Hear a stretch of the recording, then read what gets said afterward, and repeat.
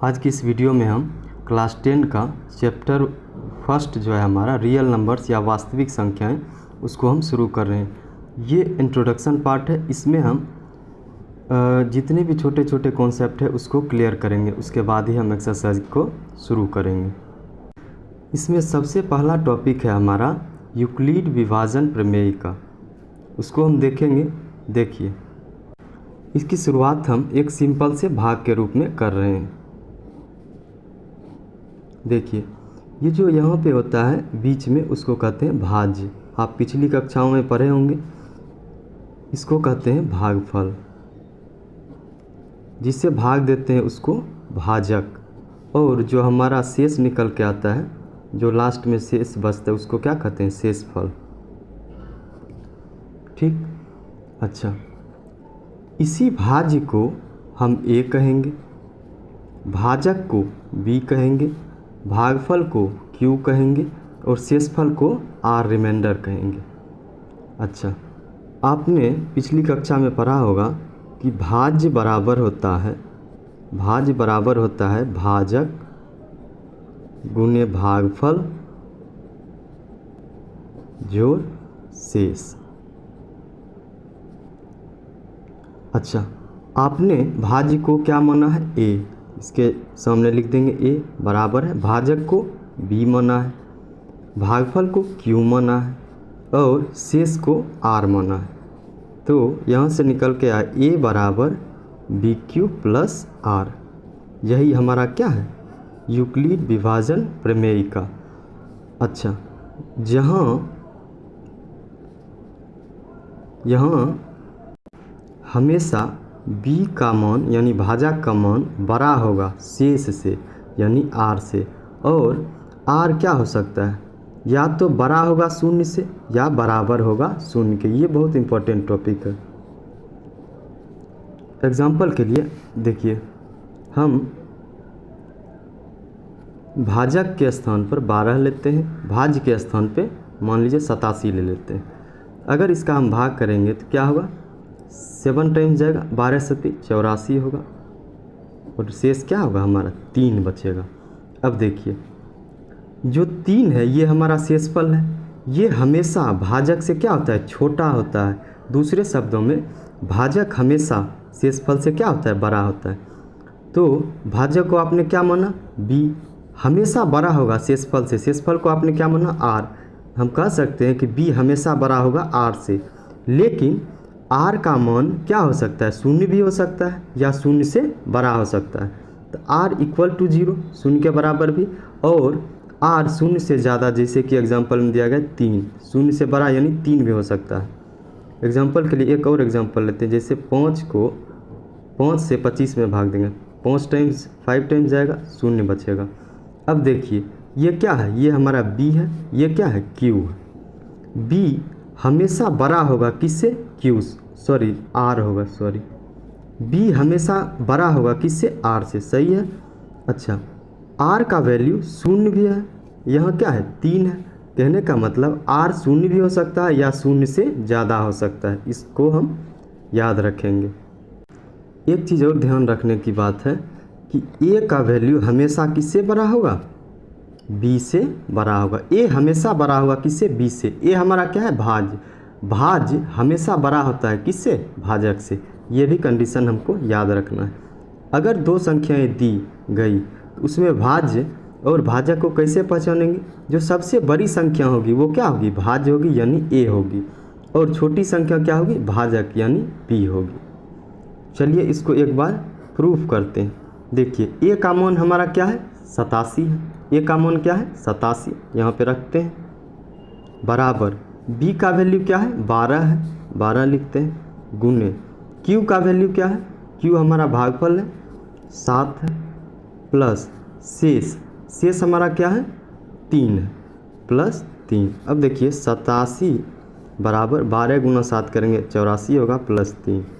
अब देखिए 87, 84 और 3 क्या होता है, 87। इसका मतलब यह हमको साबित हुआ कि a बराबर बी क्यू प्लस आर होता है, जहाँ b बड़ा होगा हमेशा r से, और r या तो शून्य के बराबर होगा या शून्य से बड़ा होगा।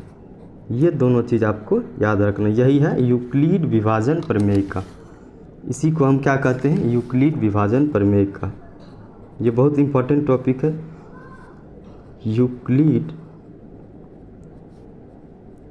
विभाजन प्रमेय का। यही हमारा ए बराबर बी क्यू प्लस आर।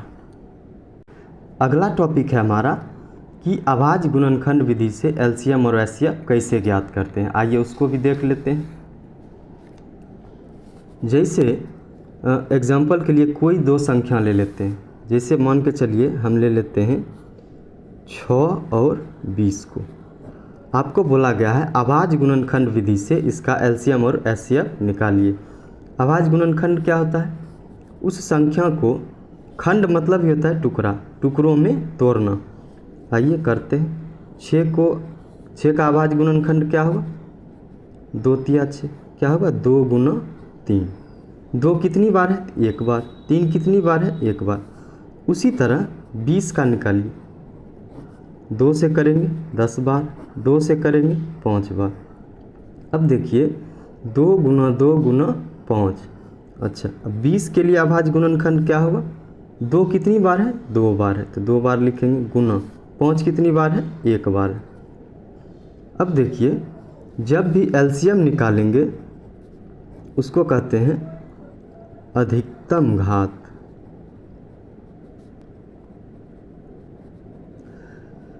दोनों में जो कॉमन है और कॉमन में जो अधिकतम घात है, जिसकी अधिकतम घात है कॉमन टर्म में, उसको लिखेंगे। देखिए 2 दोनों में है तो ये कॉमन हो गया। अधिकतम घात क्या है, 2 पर पावर 2, तो 2 की पावर 2 लिख दिए। अच्छा, 3 दोनों में कॉमन नहीं है, फिर भी इसको हम लेंगे, कितनी बार है, 1 बार। उसी तरह 5 भी 1 बार है, कॉमन नहीं है, फिर भी 5 को हम क्या करेंगे, लेंगे, तो क्या हो जाएगा 4 गुना 3 गुना 5, क्या होगा 60। हमारा एलसीएम क्या होगा 60। कहने का मतलब है जो कॉमन है और कॉमन नहीं है सबको लेना है, लेकिन जो कॉमन है उसमें अधिकतम घात को लेंगे और जो कॉमन नहीं है उसको भी लिख लेंगे। यही हमारा क्या हो जाएगा, एलसीएम। उसी तरह एचसीएफ कैसे निकालेंगे, इसमें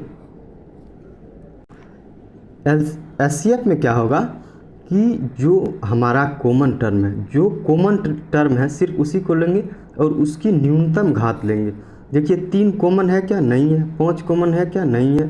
2 दोनों में है तो कॉमन है, लेकिन एचसीएफ निकालना है तो इसकी न्यूनतम घात लेंगे, तो क्या होगा 2 पर पावर 1 बराबर क्या होगा 2। इसका एचसीएफ 6 और 20 का एचसीएफ क्या आया, 2। उसी तरह 6 और 20 का एलसीएम क्या आया, 60। अब देखिए इसी से एक तथ्य निकल के आया कि पहली संख्या गुना दूसरी संख्या बराबर एलसीएम गुने एचसीएफ। ऐसा हम पहले पढ़ चुके हैं, या यहाँ आप चेक भी कर सकते हैं। ये हम अभी चेक करेंगे। देखिए 2 संख्या हम लिए थे 6 और 20, तो पहली संख्या क्या है 6, दूसरी संख्या क्या है 20। इसको बराबर कीजिए। इस दोनों संख्या का एलसीएम यानी लॉसो कितना आया है 60, 60 लिखेंगे, गुना मोसो क्या आया एचसीएफ 2। अब देखिए 20 गुना 6 कीजिएगा 120 होगा, उसी तरह 60 गुना 2 कीजिएगा 120 होगा, दोनों हो गया बराबर। अतः हम कह सकते हैं कि 2 संख्या जब दी हुई हो तो पहली संख्या और दूसरी संख्या को गुना करेंगे, वो बराबर होगा उस दोनों संख्या के एलसीएम और एचसीएफ के गुणनफल के। अब चलिए अगला टॉपिक देखते हैं। अगला टॉपिक है हमारा परिमेय संख्या। ऐसे हम परिमेय संख्या और अपरिमेय संख्या पर एक जो है सो वीडियो बनाए हैं, आप जाके देख सकते हैं। देखिए क्लास 9 या उससे भी पहले आपने ज़रूर पढ़ा होगा परिमेय संख्या। इसके 4 कंडीशन हैं जिसे p/q के रूप में लिखा जा सके। p क्या है हमारा अंश है, q क्या है हमारा हर है, जिसे अंश और हर के रूप में लिखा जा सके। अच्छा, दूसरा है q 0 के बराबर ना हो। q यानी हर है, q क्या है हर है, ये 0 नहीं हो सकता है। अगर किसी भी संख्या के हर को आप जीरो कीजिएगा तो क्या होगा, अपरिभाषित हो जाएगा। इसीलिए क्यू हमेशा, क्यू कहने का मतलब, क्यू का मतलब है क्या, हर, कभी भी जीरो नहीं हो सकता है। अगर जीरो हो गया तब तो वो अपरिभाषित हो जाएगा। तीसरा टॉपिक है पी और क्यू क्या हो, पूर्णांक संख्या हो। पी और क्यू दोनों जो अंश और हर दोनों क्या हो, पूर्णांक संख्या। पूर्णांक संख्या क्या है, नंबर सिस्टम का एक वीडियो है, उसमें आप जाके देख सकते हैं। जितनी भी संख्याएं हैं उसको हमने कवर किया है। शून्य हो, एक हो, दो हो, तीन हो, अनंत तक। उसी तरह निगेटिव नंबर लेंगे, -1, -2, -3, इसी तरह अनंत तक। ये सभी संख्याएं क्या कहलाती है, पूर्णांक संख्या। पी और क्यू क्या होना चाहिए, पूर्णांक संख्या होनी चाहिए। और सबसे इम्पॉर्टेंट है पी और क्यू सहअभाज्य संख्या हो। सहअभाज्य संख्या किसे कहते हैं, वैसी दो संख्या जिसका कॉमन फैक्टर यानी दोनों में जो कॉमन होगा वो सिर्फ और सिर्फ क्या होगा, एक होगा। जैसे एग्जांपल के लिए आप लीजिए 9 और 13। 9 और 13 लिए, क्या ये कोप्राइम नंबर है, सहअभाज्य संख्या। देखिए 9 को क्या लिख सकते हैं, 1 गुना 9। उसी तरह 13 को क्या लिख सकते हैं, 1 गुना 13। अब देखिएगा कि दोनों में सिर्फ और सिर्फ कॉमन क्या है, एक है। अगर सिर्फ और सिर्फ कॉमन एक है तो इसका एचसीएफ क्या होगा, एक होगा। हाईएस्ट कॉमन फैक्टर क्या होगा, एक होगा। तो जब भी दो संख्याओं का एचसीएफ एक हो या उनमें कॉमन सिर्फ और सिर्फ एक हो तो उसे हम क्या कहेंगे, सहअभाज्य संख्या। हम यहाँ पे लिख दिए हैं सहअभाज्य संख्या को प्राइम नंबर, वैसी दो संख्या जिसका एचसीएफ क्या हो, एक हो। अच्छा एक चीज़ देखिए, 5 है और 25 है। अगर 5 को तोड़ेंगे, गुणनखंड करेंगे तो 1 गुना 5 होगा। उसी तरह 25 को तोड़ेंगे, 1 गुना 5 गुना 5 आया। अब देखिएगा इस दोनों में कॉमन फैक्टर एक नहीं है, 5 भी तो है, इसीलिए इसका कॉमन फैक्टर क्या होगा, 1 गुना 5 क्या होगा, 5। अगर दोनों संख्याओं का एचसीएफ क्या होगा, 5, या हाईएस्ट कॉमन फैक्टर क्या है, 5, या 5 और 25 में जो कॉमन फैक्टर है वो एक नहीं है, इसीलिए यह जो है सो सहअभाज्य संख्या नहीं होगा। 3 और 4 ले लीजिए, 3 और 4 क्या है, सहअभाज्य संख्या। क्यों, इस दोनों नंबर में कॉमन सिर्फ और सिर्फ क्या है, एक है, इसीलिए ये क्या होगी, सहअभाज्य संख्या होगी। अगला टॉपिक है हमारा कि कोई भी परिमेय संख्या शांत होगी या अशांत होगी, उसको कैसे पहचानेंगे। वैसी परिमेय संख्या जिसके हर के गुणनखंड में सिर्फ 2 हो, सिर्फ 5 हो, या 2 गुना 5 हो, या 2 पर पावर x गुने 5 पर पावर y। कहने का मतलब 2x के स्थान पे कुछ भी रह सकता है, 1, 2, 3, 4 कोई भी जो संख्या हो सकती है। 2 कितनी बार भी हो या 5 कितनी बार भी हो तो उसका दशमलव प्रसार क्या होगा, शांत होगा। आप कहने का मतलब है, आप ये समझिए कि जिसका शेषफल, जिस परिमेय संख्या को सॉल्यूशन करने पर शेषफल 0 आ जाए तो वो वैसी संख्या क्या होगी, शांत होगी। चलिए एक एग्जांपल लेते हैं। जैसे आप लीजिए 1/4, आपको बोला गया है कि हर के गुणनखंड में, तो हर का गुणनखंड करेंगे तो क्या होगा, 2 गुना 2। आप देख रहे हैं कि हर के गुणनखंड में सिर्फ 2 है, या 2 बार है, 2 बार है, या अकेला 2 है, तो क्या कहेंगे, ये शांत होगा। जैसे देखिए 1 को भाग देना है 4 से, दशमलव लगाएंगे, 0 होगा, 4 दूनी 8, शेष बचा 2, 0 लेंगे, 4 पचे 20। देखिए शेषफल 0 आ गया, शेषफल 0 आ गया कहने का मतलब तो भागफल भी हमारा यहाँ स्टॉप हो गया, रुक गया, अब आगे नहीं बढ़ सकते, तो ये संख्या क्या है, शांत है। एक और एग्जांपल लीजिए, जैसे 1/8, 1/2 गुना 2 गुना 2, 8 को आप गुणनखंड किए 2, देखिए सिर्फ 2 आया तो भी क्या होगा, शांत। ये इसलिए बताया गया है कि आपको बार बार भाग देने की ज़रूरत ना हो। अगर आप देख के भी कह सकते हैं कि ये शांत होगा कि अशांत होगा। अब देखिए यहाँ 2-3 बार है, हमने आपको बताया था कि 2 पर कितनी बार भी हो या 5 कितनी बार भी हो तो क्या होगा, शांत। इसको भी कर लेते हैं, जैसे 8 है, 1 दशमलव देंगे 0 होगा, 1 बार में जाएगा, 2 बचेगा, अपने मन सुन लीजिए, 8 दूनी 16, बचा क्या 4, फिर सुन लीजिए 8 पचे 40, शेषफल क्या आ गया, 0। अब आगे नहीं जा सकते हैं। कहने का मतलब कि भाग देने पर अगर शेषफल शून्य है तो वैसी संख्या क्या होगी, शांत। लेकिन अगर बड़ा नंबर है तो हम भाग देंगे नहीं, हम देख के कह सकते हैं कि शांत है या अशांत है। एक और एग्जांपल लेते हैं, 1/25। अब देखिए हर जो है उसको हम गुणनखंड करेंगे तो क्या होगा, 5 गुना 5। अब जैसे ही हमको 5 दिखा तो क्या हो जाएगा, शांत हो जाएगा। अब इसको भाग करके आप देख लीजिए, शेषफल क्या हो जाएगा, शून्य हो जाएगा। अब देखिए अशांत किसको कहेंगे, वैसी परिमेय संख्या जिसके हर के गुणनखंड में 2 या 5 या 2 गुने 5 या 2 पर पावर x गुने 5 पर पावर y के अलावा ये हो चाहे ना हो, अगर है और उसके अलावा कोई दूसरा नंबर भी है, कोई भी संख्या है, तो क्या होगी, अशांत होगी। एग्जाम्पल के लिए जैसे आप ले लीजिए 1/14, आप हर का गुणनखंड कीजिएगा 2 गुना 7, 2 रहता तो शांत होती, लेकिन दूसरा नंबर 7 आ गया तो ये क्या होगी, अशांत। आप भाग देकर देख लीजिएगा, इसका शेषफल कभी भी शून्य नहीं आएगा, इसका अंत ही नहीं होगा। एक और एग्जांपल ले लीजिए 1/9। अब देखिए हर का गुणनखंड करेंगे 3 गुना 3। अब देख के हम कह सकते हैं कि 3 है, 2 और 5 के अलावा कोई तीसरा संख्या है तो इसको क्या कहेंगे, अशांत। आप एक एग्जांपल इसको सॉल्व करके देख लीजिए, 9 को भाग देंगे 1, 9 से भाग देंगे 1 को, दशमलव लगेंगे, शून्य आएगा, एक बार जाएगा, क्या बचेगा, 1। फिर अपने मन शून्य लेंगे, एक बार जाएगा, 9 एकम 9, क्या बचा, 1। फिर शून्य लेंगे, एक टाइम्स 1 टाइम्स जाएगा, क्या होगा, 9, क्या बचेगा, 1। आप देख रहे हैं ये सीरीज चलते रहेगा, इसका अंत नहीं हो सकता है, और यहाँ शेषफल भी शून्य नहीं हो सकता है, इसीलिए हम इसको क्या कहेंगे, अशांत। कहने का मतलब अगर भाग देने पर शेषफल शून्य नहीं आ रहा है तो वैसी संख्या क्या होगी, अशांत होगी। लेकिन इतना लंबा भाग हम करेंगे नहीं, इसको हम देख के ही कह सकते हैं कि जो परिमेय संख्या है शांत है कि अशांत।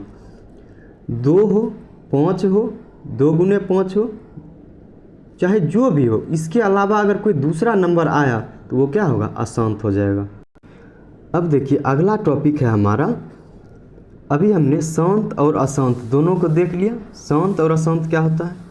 अब अगला टॉपिक है कि अशांत आवर्ती क्या होता है और अशांत अनावर्ती क्या होता है।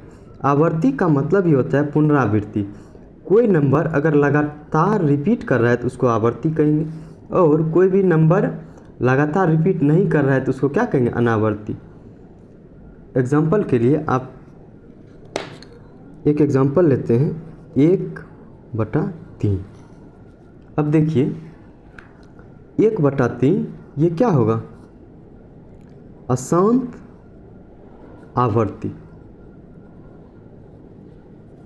कैसे, इसको भाग देखिए, 3 से भाग देंगे 1 में, क्या होगा, दशमलव आएगा, शून्य आएगा, 3 तिया 9 हो जाएगा, 1 हो जाएगा, अपने मन से सुन लीजिए, 3 तिया 9 हो जाएगा, फिर 1 आया, अपने मन सुन लीजिए, 3 तिया 9 आया, फिर 1 आया।